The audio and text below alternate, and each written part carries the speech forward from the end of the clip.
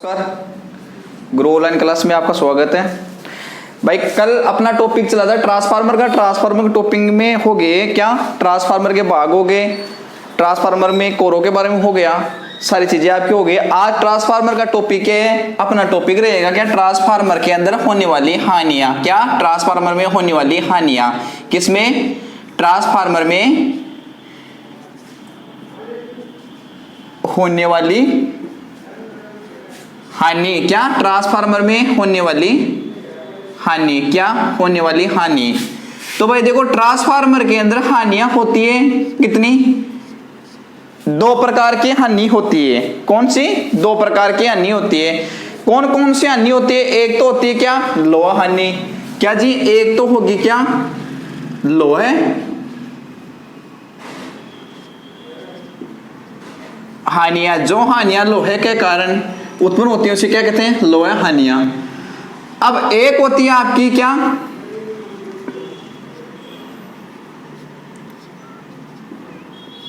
ताम्र हानि। क्या?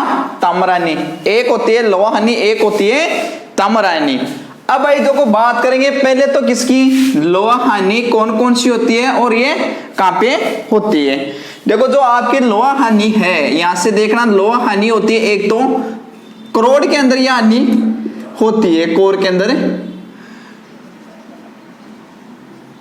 करोड़ के अंदर यह हानियां होती है। हानि भाई, यह हानियां कहां उत्पन्न होती है? कोर के अंदर। किसके अंदर? कोर के अंदर। अब यह हानि कितनी प्रकार की होती है? दो प्रकार की। कौन सी? लोहा हानियां दो प्रकार की होती है। लोहा हानियों की परिभाषा कहते हैं कि ट्रांसफार्मर के अंदर लोहे, करोड़ के अंदर जो लोहा तो आयरन है, लोहे के कारण जो हानियां उत्पन्न होती है, इसे कौन सी हानियां कहते हैं? लोहा हानियां। अब भाई लोहा हानियों का एक नाम और है, कौन सा? इस यहां से देखना, इसका एक नाम और है स्तर हानि।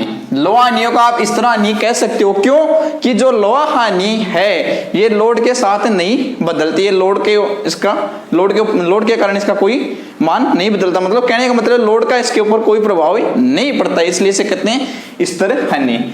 अब इसमें कौन कौन सी हानि होती है? एक तो होती है आपकी स्टेरिसिस। स्टेरिसिस हानि। कौन सी? स्टेरिसिस हानि। एक होती है आपकी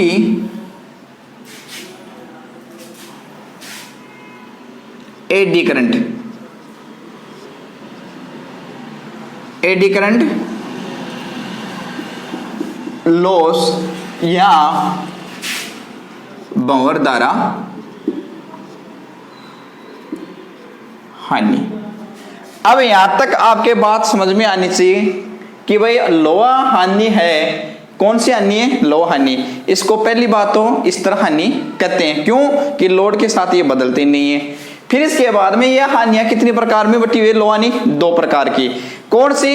एक तो हो गई आपकी स्टेरिसिस हानि, एक होती है एडी करंट हानि, जिसे भंवर द्वारा हानि भी कह सकते हैं। अब यहां से आपको देखना है लोहा हानियों के अंदर स्टेरिसिस हानियों के बारे में। स्टेरिसिस हानि। क्या? स्टेरिसिस हानि, जिसको WS से अपन दर्शाते हैं। ठीक है। अब ये स्टेरिसिस हानियां किस कारण से उत्पन्न होती हैं? भाई आपकी जो कोर है, जैसे कि मान लो आपकी ये ट्रांसफार्मर की जो कोर है, समझना बात को, ट्रांसफार्मर की जो कोर है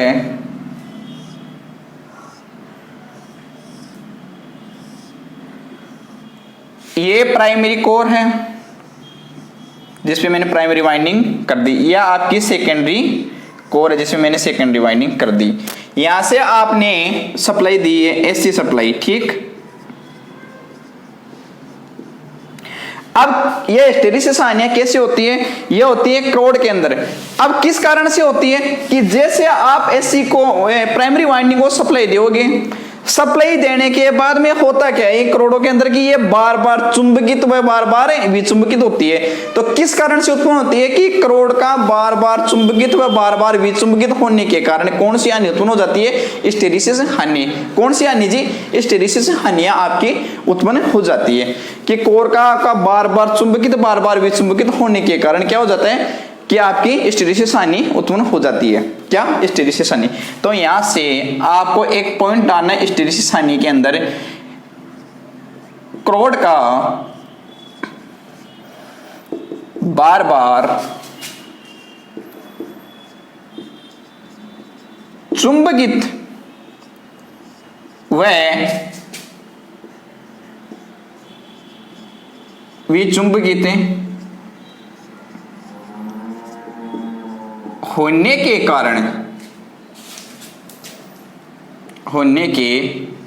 कारण ये उत्पन्न होती है। क्या उत्पन्न होती है, कौन सी हानि, हिस्टैरिसीस हानि। अब इस हानि को रोकने के लिए आप क्या करोगे, इस हानि को रोकने के लिए आप क्या करोगे, इसके अंदर क्या करोगे, लोहे के अंदर जो आपकी एक रोड बनाई जाती है लोहे की तो बनाई जाती है, इसको रोकने के लिए क्या करोगे, हिस्टैरिसीस हानियों को रोकने के लिए आप क्या करोगे, इसके अंदर सिलिकॉन की मात्रा मिलाओगे। किसकी, सिलिकॉन की मात्रा। सिलिकॉन की मात्रा इसलिए मिलाती है कि सिलिकॉन के अंदर होता क्या है कि सिलिकॉन के अंदर जो ये आपके चुंबकीय गुण है ये थोड़े ज्यादा होते हैं, अधिक होते हैं। तो क्या होगा कि सिलिकॉन की मात्रा मिलाने से क्या हो जाएगा कि आपकी कोर बार बार विचुंबकित और चुंबकित नहीं होगी, यह प्रक्रिया आपकी रुक जाएगी। यह प्रक्रिया रुक जाएगी तो आपके ट्रांसफार्मर के अंदर लॉस भी रुक जाएगा, हिस्टैरिसीस लॉस भी रुक जाएगा। तो इसलिए क्या करते हैं, सिलिकॉन की मात्रा, किसकी, सिलिकॉन की मात्रा, सिलिकॉन की मात्रा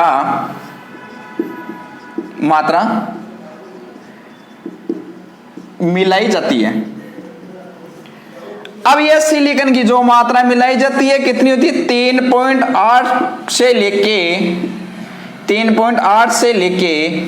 4.5% होती है सिलिकॉन की मात्रा। ठीक है, अब बात करें कि इस हानि को, हिस्टैरिसीस हानि को आप कौन से परीक्षण के द्वारा इसकी जांच करोगे, वह किस हिसाब से आप इसकी जांच करोगे। तो इस हिस्टैरिसीस हानि को ज्ञात करने के लिए ओपन टेस्ट काम लिया जाता है,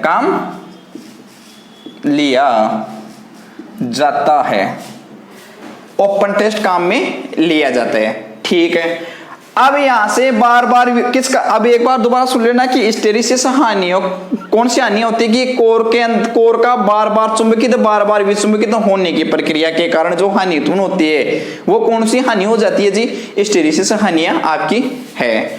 फिर उसके बाद में अब इस प्रक्रिया को रोकने के लिए आप क्या करोगे कि इस आयरन के अंदर, लोहे के अंदर आप क्या करोगे, सिलिकॉन की मात्रा मिला दोगे। किसकी, सिलिकॉन की मात्रा मिला दोगे, सिलिकॉन की मात्रा मिलाओगे। अब सिलिकॉन की मात्रा कितनी मिलाओगे, तो 3.8 से लेके 4.5% सिलिकॉन की मात्रा आप इसके अंदर मिला दोगे।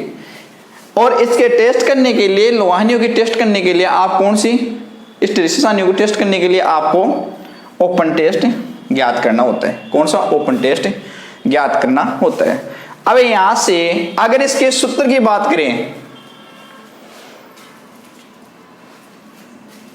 यहां से एक सूत्र की बात करें, किस, इस हानि की, हिस्टैरिसीस हानि की सूत्र की बात करें, हिस्टैरिसीस हानि की सूत्र की बात करें तो भाई हिस्टैरिसीस हानि आपका जो सूत्र है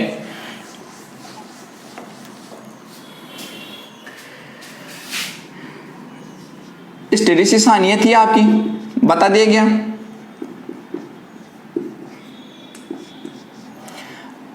अब इसके सूत्र की बात करें तो इसका सूत्र होता है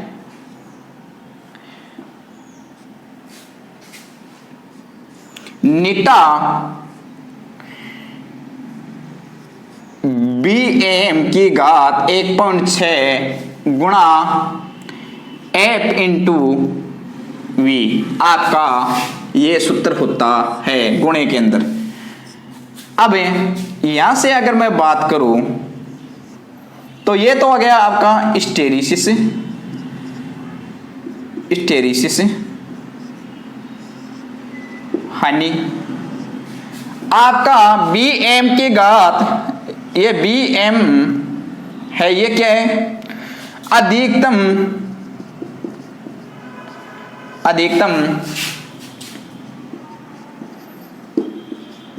चुंबकीय फ्लक्स, अधिकतम चुंबकीय फ्लक्स घनत्व है। क्या? अधिकतम चुंबकीय फ्लक्स घनत्व है। क्या जी? अधिकतम चुंबकीय फ्लक्स घनत्व है। अब यहां से अगर बात करें कि चुंबकीय फ्लक्स का मात्रक तो क्या है आपका वेबर, ठीक है। अब इस घनत्व की अगर बात करें तो घनत्व को आप क्या लेते हो क्षेत्रफल के अंदर। तो क्षेत्रफल ज्ञात करने के लिए आपको क्या करना है कि लंबाई इंटू चौड़ाई। भाई क्षेत्रफल ज्ञात करने के लिए इसका घनत्व का मात्रक क्षेत्रफल ले लेते हो। क्षेत्रफल अगर आप यहाँ क्षेत्रफल लेते हो इसके मात्रक में बट्टे के अंदर, तो क्षेत्रफल को किस में ले लेते हो कि लंबाई इंटू चौड़ाई। अगर चौड़ाई की अगर बात करें तो चौड़ाई भी मीटर में होती है इंटू, और लंबाई भी आपकी मीटर में होती है। तो यहां से निकल के आ जाता है क्या मीटर स्क्वायर। क्या? Metre square. क्या? Metre square. तो यहां से मैं क्षेत्रफल नहीं, लेकिन इसका मात्रक क्या होता है वेबर प्रति मीटर स्क्वायर। मीटर स्क्वायर किसका? फ्लक्स घनत्व का मात्रक वेबर प्रति मीटर स्क्वायर। यहां से ये एफ का मतलब आपकी आवृत्ति है, आवृत्ति जो हर्ट्ज के अंदर। यहां से वी का मतलब वोल्ट है आपका, वोल्टेज, ठीक है। ये आपकी हिस्टैरिसीस हानियां कंप्लीट हो गई। अब बात करते हैं आपकी एडी करंट लॉस। कौन सा loss? Eddy current loss. Eddy current loss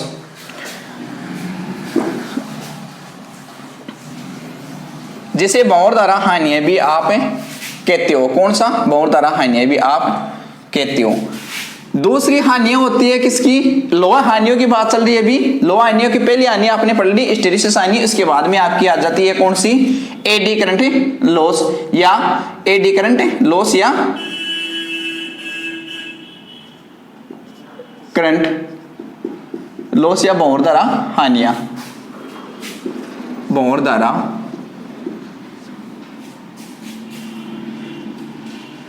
हानि। अब भाई देखो होता क्या है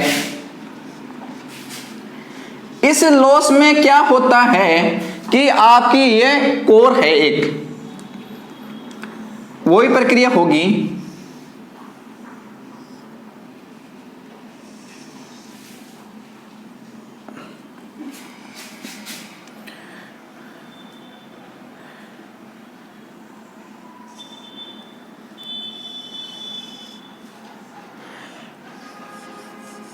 यह आपकी सेकेंडरी वाइंडिंग है, या आपकी प्राइमरी वाइंडिंग है। अब ये एडी करंट लॉस किस कारण, किस हिसाब से उत्पन्न होता है, ये बात अपने देखेंगे कि आपने यहां एसी सप्लाई दी, एसी सप्लाई आपने दी। अब यहां से आप एसी सप्लाई दोगे, इसमें प्रत्यावर्ती प्रकार का एक चुंबकीय फ्लक्स उत्पन्न हो जाएगा। चुंबकीय फ्लक्स उत्पन्न होने के कारण ये क्या हो कह जाता है इस कोर के अंदर कि इसके अंदर भी धारा प्रवाहित होने लग जाती है। किसके अंदर? कोर के अंदर भी।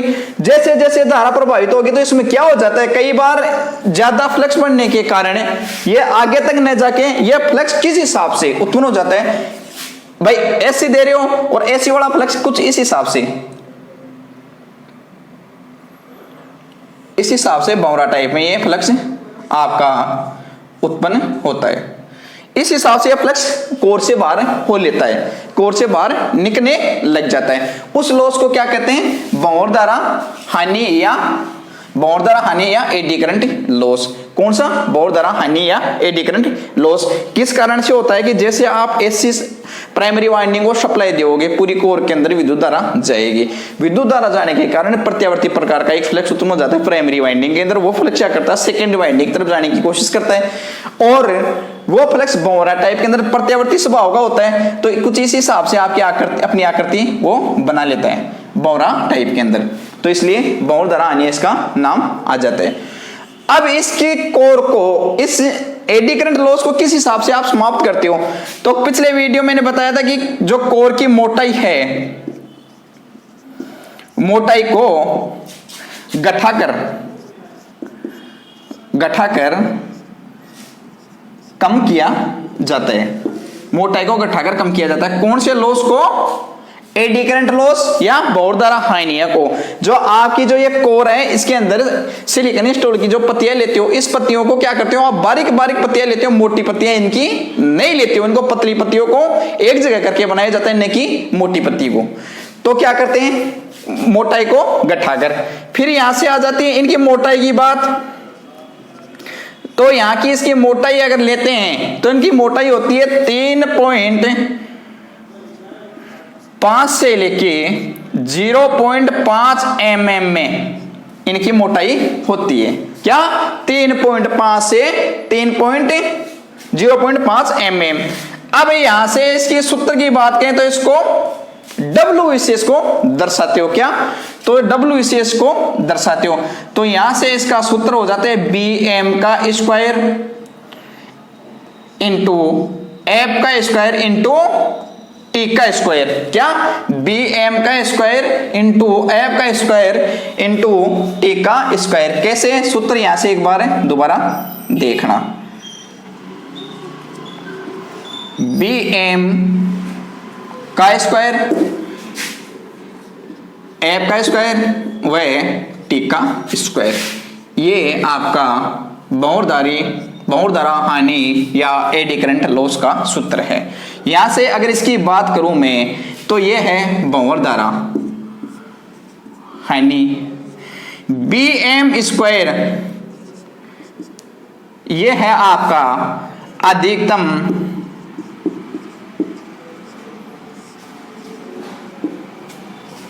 चुंबकीय फ्लक्स घनत्व है, अधिकतम चुंबकीय फ्लक्स घनत्व है, जो जिसका मात्रक मैंने बताया था वेबर प्रति मीटर स्क्वायर। यहां है एफ का आवर्ती, जो आपकी हर्ट्ज में लेते हैं अपन मात्रक। यहां से टी होता है, जो टी होता है, यह होता है आपकी कोर की मोटाई, मतलब करोड़ की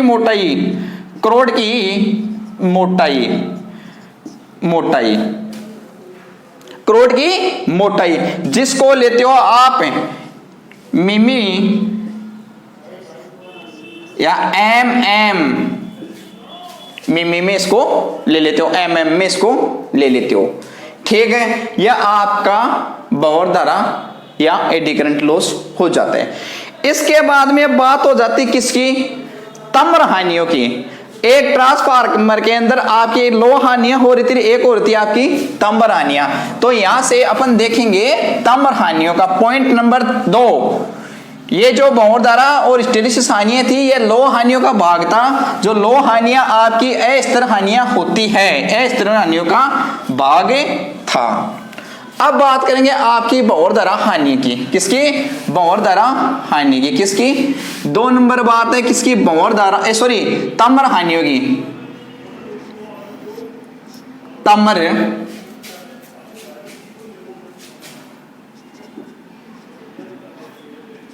हानियां या कॉपर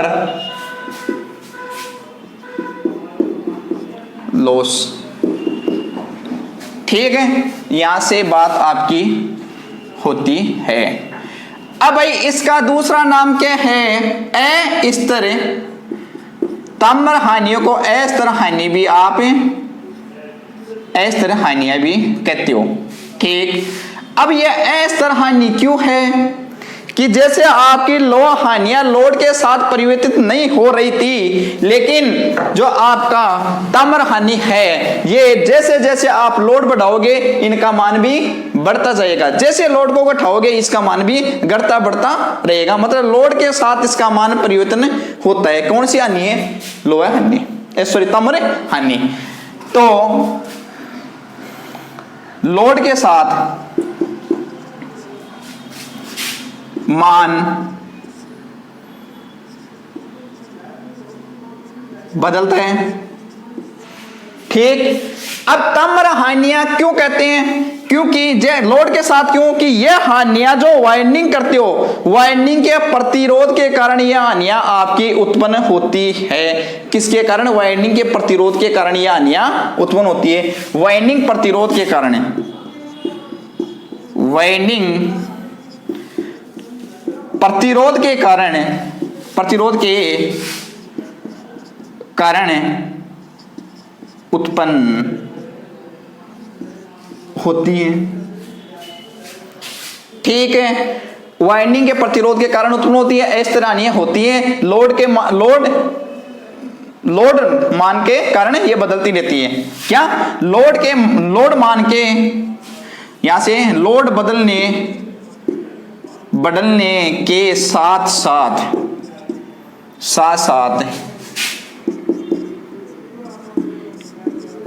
इनका मान भी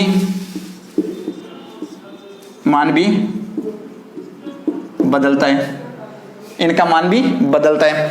अब यहां से कुल की बात करें, कुल तम्र हानियों का अगर मान की बात करें आप, तो होता क्या है कि आई स्क्वायर, तो प्राइमरी की धारा और प्राइमरी का प्रतिरोध, ठीक है, प्लस हो क्या जाता है सेकेंडरी की धारा का स्क्वायर और सेकेंडरी वाइंडिंग का प्रतिरोध, सेकेंडरी वाइंडिंग का प्रतिरोध। ये आपकी तम्र हानियों का मान हो जाता है। अगर आपको कोई तम्र हानियों का प्राइमरी वाइंडिंग का पूछ ले, तो प्राइमरी वाइंडिंग की अगर बात करें तो आपकी प्राइमरी वाइंडिंग के अंदर तम्र हानियां,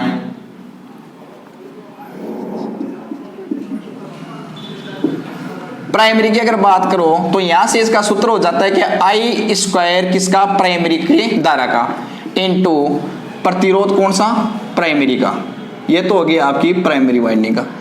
यहां से आपको सेकेंडरी वाइंडिंग की अगर कोई बात करें तो यहां से हो जाता है आई स्क्वायर सेकेंडरी की धारा इनटू सेकेंडरी का प्रतिरोध। इस हिसाब से आप प्राइमरी और सेकेंडरी का तम्र हानियां ज्ञात कर सकते हो। और टोटल तम्र हानियों को ज्ञात करने के लिए प्राइमरी की तम्र हानियां और सेकेंडरी के तम्र हानियों को ज्ञात करके उनको जोड़ दिया जाता है। आज आपकी ट्रांसफार्मर की तम्र हानियां, लोहा हानियां, हिस्टैरिसीस हानियां, तम्र हानियां होगी और इसके साथ में ट्रांसफार्मर की दो हानियां थी, लोहा हानियां और तम्र हानि। तम्र हानियां आपको बता दिए, लोहा हानियों के भागों के हिस्टैरिसीस हानियां और बहुधर हानियां आपकी कंप्लीट हो गई है। आगे की बात करेंगे अपनी अगली क्लास के अंदर। जय हिंद, जय भारत।